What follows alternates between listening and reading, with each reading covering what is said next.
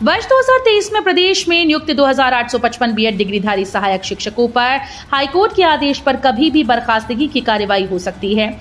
15 माह से सेवा दे रहे बीएड डिग्रीधारी सहायक शिक्षकों ने शनिवार को अंबिकापुर से अनुनय पदयात्रा की शुरुआत की। बिलासपुर में पहाड़ की अवैध खुदाई, क्रशर मशीन सील। बिलासपुर में खनिज विभाग ने पहले जिस क्रशर खदान को अनुमति देने के बहाने पहाड़ की अवैध खुदाई करने की छूट दी थी, उसे ही अब सील कर दिया। दरअसल अवैध खुदाई की शिकायत पर तहसीलदार और प्रशिक्षु आईएएस ने जांच की, तब पूरी गड़बड़ी सामने आई। उन्होंने कलेक्टर को इसकी जानकारी दी, जिसके बाद अब खनिज विभाग ने लीज क्षेत्र से बाहर क्रशर संचालित होने के कॉपर क्रशर मशीन को सील कर मालिक को नोटिस जारी कर दिया है। धान उपार्जन केंद्रों में मनमानी, किसानों से जबरन वसूली के लगे आरोप।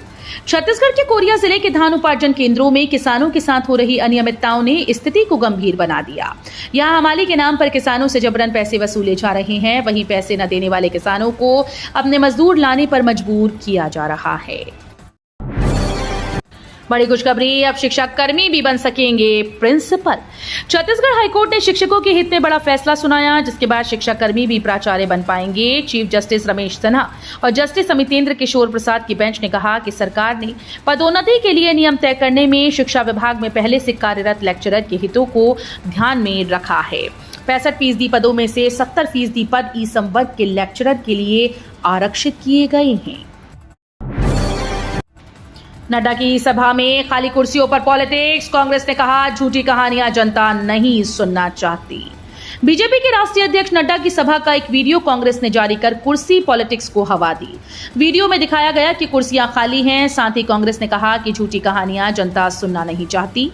इस पर बीजेपी ने पलटवार कर कहा कि कांग्रेस हार से सदमे से अब तक उबर नहीं पाई है, झूठे वीडियो जारी कर रही है। प्रदेश कांग्रेस संचार विभाग के अध्यक्ष सुशील आनंद शुक्ला ने कहा कि जेपी नड्डा छत्तीसगढ़ आए थे।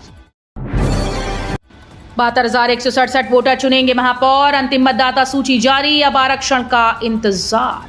नगरीय निकाय चुनाव के लिए अंतिम मतदाता सूची जारी कर दी गई। जिले में 1 नगर निगम और 5 नगर पंचायतों के लिए चुनाव होंगे। नगर निगम सहित 5 नगर पंचायतों को मिलाकर इस बार मतदाताओं की संख्या 1,09,985 है। भिलाई 14 निगमों में अव्वल रहा, मुख्यमंत्री साय ने किया सम्मानित।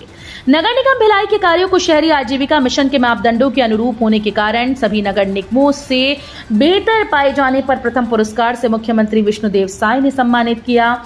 इसी तरह सामाजिक गतिशीलता व संस्थागत विकास के लिए द्वितीय स्थान मिला।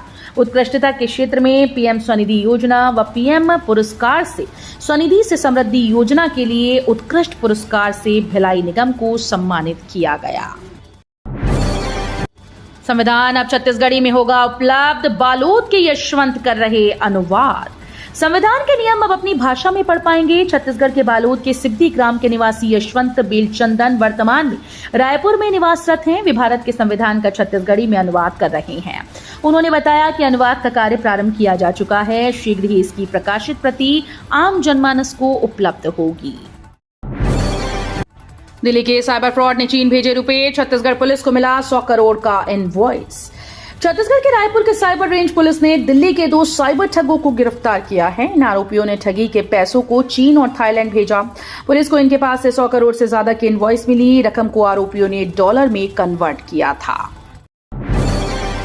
राइस मिलर्स हड़ताल पर, खरीदी केंद्रों में धान उठा ठप। छत्तीसगढ़ के रायगढ़ जिले में राइस मिलर्स हड़ताल पर हैं। इस वजह से 105 खरीदी केंद्रों से धान का उठाव नहीं हो पा रहा। धान खरीदी केंद्रों पर जगह नहीं बची। ऐसे में किसानों की परेशानी बढ़ने वाली है। बेलरिया के किसान गिरिविलास पंडा ने बताया कि केंद्रों से धान का उठाव नहीं हो रहा है। एलएलबी के सिलेबस में हुआ बदलाव, अब हिस्ट्री नहीं पढ़ेंगे छात्र। हेमचंद यादव विश्वविद्यालय ने हाल ही में एलएलबी के नए सिलेबस को अपलोड किया। ये नया सिलेबस सेमेस्टर परीक्षा से महज 9 दिन पहले जारी किया गया है, जिससे एलएलबी के युवाओं में काफी कंफ्यूजन बना हुआ है। हालांकि नए सिलेबस के हिसाब से किताबें उपलब्ध हो गई हैं। कॉलेजेस ने भी विद्यार्थियों को इसकी तैयारी कराई है। बसरवासियों ने जीएम से मांगा जगदलपुर वाराणसी एक्सप्रेस, तीर्थयात्रियों को होगा फायदा। विशाखापट्टनम से संबलपुर होकर वाराणसी जाने वाली एक्सप्रेस को जगदलपुर से चलने की मांग की गई। इस संदर्भ में ईस्ट कोस्ट रेलवे के महाप्रबंधक परमेश्वर फुकवाल को पत्र सौंपा गया। तर्क दिया गया कि जितनी राशि खर्च कर बस से लोग रायपुर पहुंचते हैं, उतनी राशि से ट्रेन में सवार होकर सीधे बनारस जा सकते हैं।